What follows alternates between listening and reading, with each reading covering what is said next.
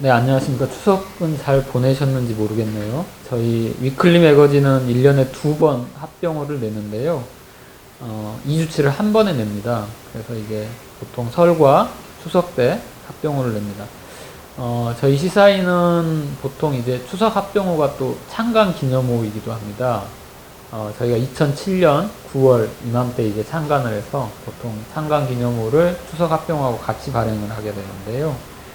그래서 이제 저희가 매년 2007년부터 이렇게 매년 그 합병호를 낼 때 항상 창간 기념호이기 때문에 그 한국사회 신뢰도 조사라고 신뢰받는 정치인, 신뢰받는 언론인 뭐 관련돼서 조사를 지난 9년 동안 쭉 해왔습니다. 이런 데이터가 좀 쌓여 있는데요.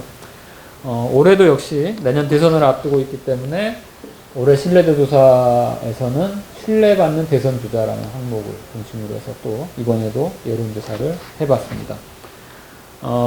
미처 이제 저희가 합병호기 때문에 지난주에 이제 마감을 했었고요. 그래서 이제 그 추석 전에 이 합병호를 이제 받아보신 분도 있을 거고, 계속 문제 때문에 이제 미처 못 받으신 분들은 이제 이번 주에 또 받아보실 겁니다. 저희 이 커버 스토리는 이제 그 부산행이라는 영화를 좀 패러디한 건데요. 끝까지 살아남아라 대선행이라고.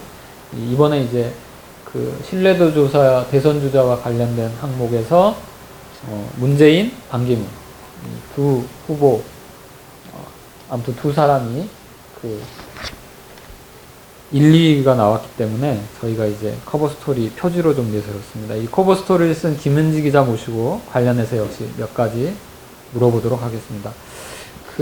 저희 커버 스토리 내용이 앞서서요, 뭐, 추석 기간에 정세균 국회의장하고 이제 여야 원내대표가 이제 그 반기문 총장 만나면서 내년 1월, 반 총장이 임기가 끝나고 나서 내년 1월 중에 이제 한국에 들어오겠다라고 하면서 그런 의사를 밝히면서 상대적으로 좀 정말 출마하나? 뭐 이런 얘기도 있고, 상대적으로 좀 대선 시계 자체가 좀 빨라진 느낌도 있는데요. 정치부 기자들 사이에서는 좀 어떤지 정말 국민들이 좀 많이 궁금해하고 독자들도 궁금해합니다. 반 총장이 정말 출마하느냐, 출마하지 않느냐, 이게 뭐 물론 예측은 할 수 없겠지만 반기문 총장 마음에 달려있긴 하지만 정치부 기자들은 보통 어떻게 보나요? 출마 쪽으로 좀 아무래도 가닥을 좀 잡나요? 어떻습니까? 예, 뭐 언론 보도들을 이제 쭉 보셨을 텐데요. 그러니까 사실상 출마 선언을 한 것이 아니냐라는 식의 해석을 부여할 수 있을 정도의 워딩을 했기 때문에요. 반 총장의 출마 가능성은 한층 높아졌다라고 보는 것이 맞을 것 같고요.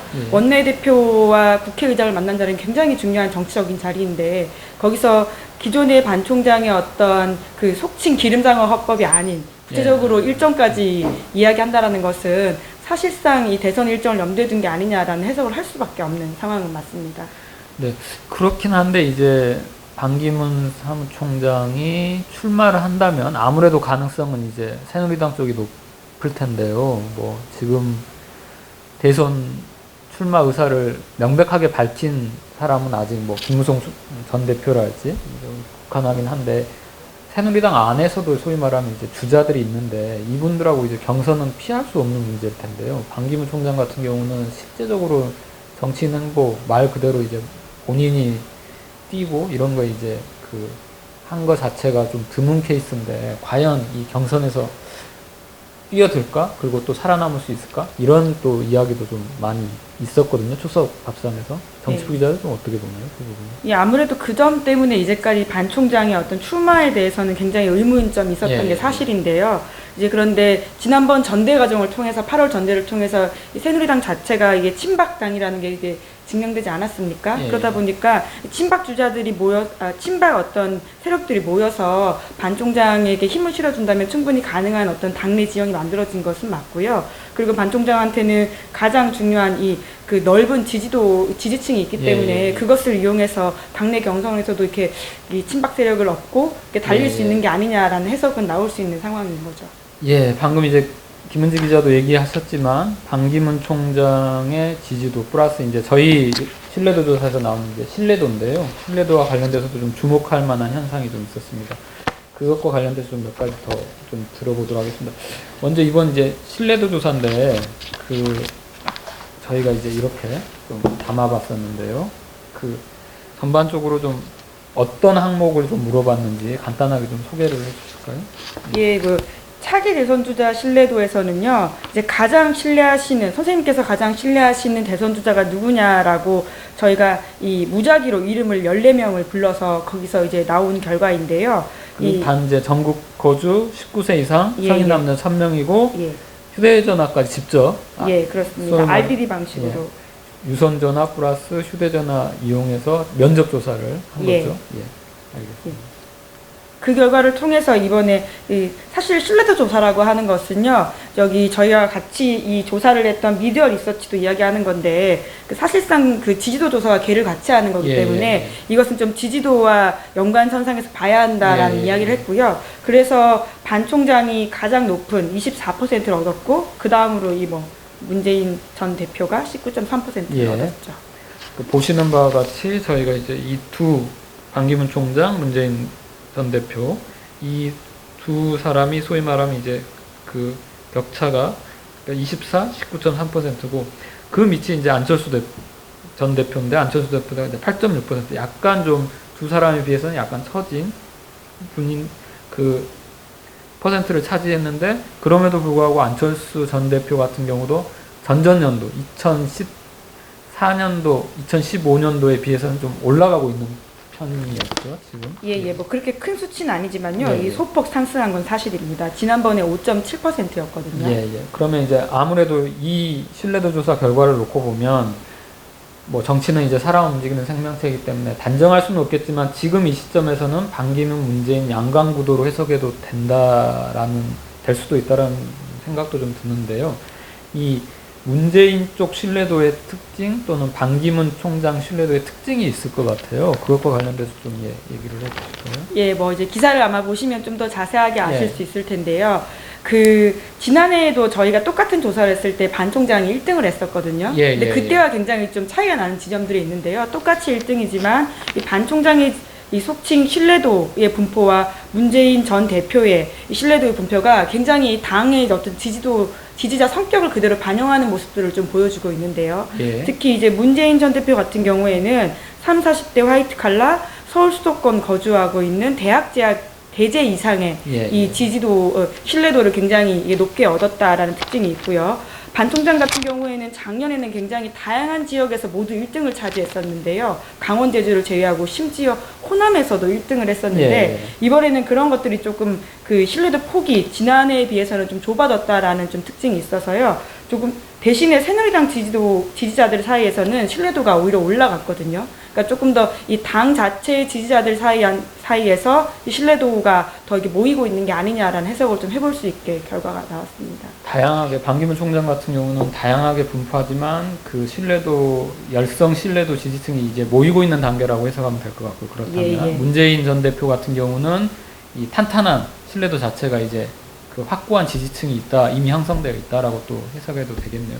근데 문재인 전 대표와 관련돼서 좀 김은지 기자도 이제 기사에 썼지만 주목할 만한 게 이 호남 쪽에서 신뢰도 조사에서 국민의당 안철수 전 대표보다 높게 나온 측면이 좀 눈에 띄었거든요. 이게 보통 저희가 이제 지난 총선 과정에서 결과를 놓고 보더라도 광주 전남을 중심 특히 광주 같은 경우는 이제 반문재인 정서가 좀 강하다고 했었는데 저희 신뢰도 조사를 보면은 이게 지금 문재인 전 대표가 오히려 이제 안철수 전 대표보다는 신뢰도 부분에서는 좀 앞선 걸로 나왔거든요. 여기에 대해서는 좀 어떻게 해석을 하는 게 맞을까요?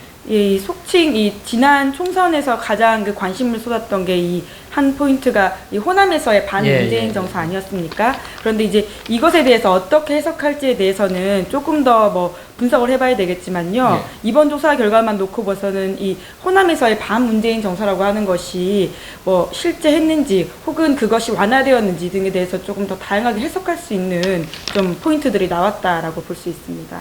알겠습니다. 여론조사와 관련된 이야기는 이제 더 자세한 이야기는 저희 지면 또 참고하시면 될 것 같고요. 관련돼서 몇 가지 기사를 더 소개해 드리면 저희가 앞서 설명드린 대로 2007년부터 이 1년에 한 번씩 이런 조사를 했었거든요. 그 항목 중에 하나는 이제 역대 대통령 신뢰도를 묻는 조사도 있었습니다. 그게 지난 9년 동안 데이터가 쌓여 왔는데, 이번에 이제 관련돼서 성관용 기자가 좀 특이한 현상이 지금 있어서 이걸 좀 주목해서 좀 썼었는데요.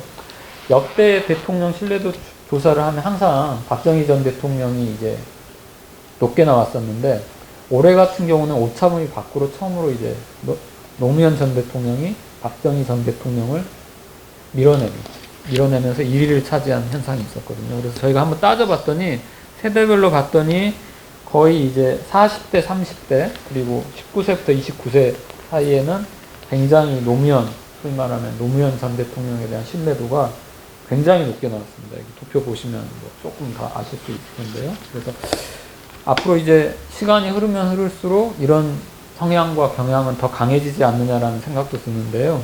그것과 관련돼서도 좀 재미있는 포인트가 있으니까 이 기사도 읽어보시기를 또 권해드립니다. 그리고 저희가 이제 대통령뿐만 아니라 국가기관 신뢰도 조사도 계속 했었거든요. 올해도 역시 추이 변화가 좀 있습니다. 그리고 하나 빠지지 않고 저희가 물었던 게 언론 신뢰도. 2007년부터 물었는데요. JTBC의 그 부각과 이게 부상이 눈에 띄게 상승세가 눈에 띕니다. 신뢰받는 언론인은 저희 2007년 조사 이래로 부동의 1위를 차지하고 있는 손석희 사장께서 이번에도 1위 차지하셨고, 관련돼서 인터뷰를 담았습니다. 지명 개편 일부를 좀 단행을 했습니다. 그래서 저희가 연재했던 몇 가지 연재 마쳤고요. 또 새로 코너를 신설하기도 했습니다.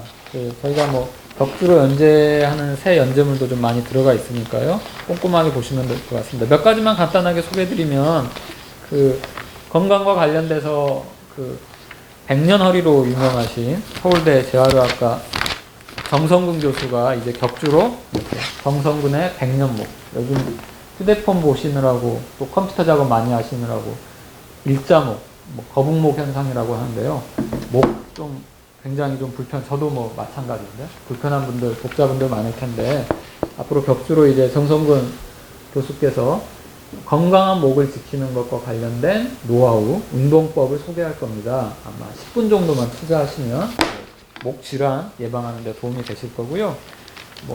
김영민 PD의 딸들에게 들려주는 역사 이야기는 늘 인기 연재이고요. 일부 이제 데일리 매체, 일간지에서도 이 경주 문화재 발굴과 관련된 문제점을 조명하기 시작했던데요. 김태식 문화재 전문 언론인이 저희가 이제 권력이 상한 문화재 이야기라고 박정희 정권부터 박근혜 정부까지 경주를 어떻게 문화재 발굴이라는 일명하에 약간 망쳐왔는지, 그리고 지금 어떤 일이 벌어지고 있는지를 연재를 하고 있습니다. 이 연재물도 역시 반응이 나쁘지 않은 걸로 알고 있습니다.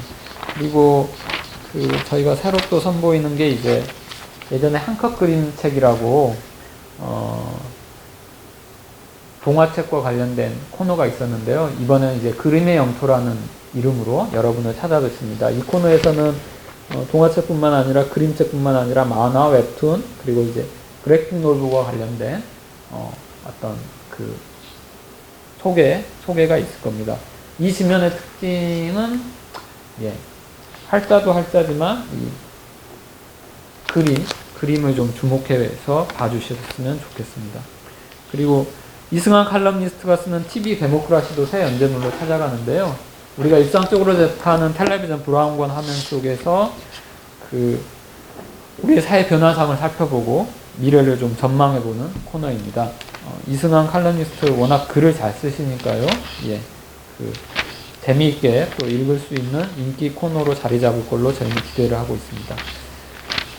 네, 이외에도 좀 덕후 달력이랄지 새 코너가 좀 많이 신설이 되었으니까요. 독자 여러분께서 또 많이 읽어주시면 감사하겠습니다. 창간 9주년 기념호이자 한가위 합병 후 어떤 기사가 담겼는지 간단한 소개 마치도록 하겠습니다. 472호에는 보다 심층적인 기사로 또 독자 여러분을 찾아뵙도록 하겠습니다. 감사합니다.